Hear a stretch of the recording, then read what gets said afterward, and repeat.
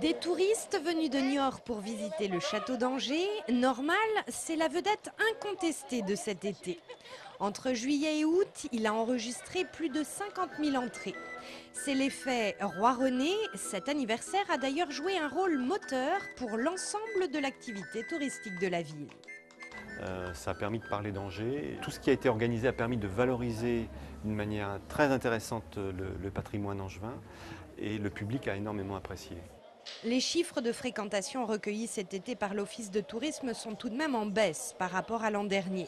Surtout pour ce qui concerne les touristes anglais ou américains, desservis par le cours de leur monnaie. La tendance se vérifie au musée des Beaux-Arts. Donc il y a plutôt une petite diminution des touristes étrangers.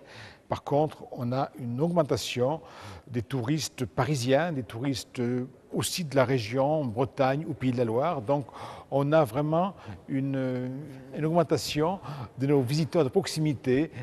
C'est un petit peu notre public habituel. Du coup, le musée affiche quand même depuis juin une augmentation de 20% du nombre de ses visiteurs.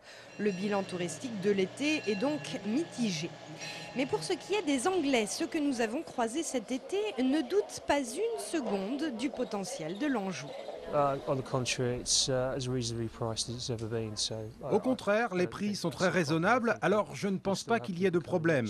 Je ne sais pas comment la saison a été cette année, mais la plupart des Anglais essaient de voyager à l'étranger, peut-être à moins cher qu'ils ne le faisaient avant, mais toujours en dehors de la Grande-Bretagne.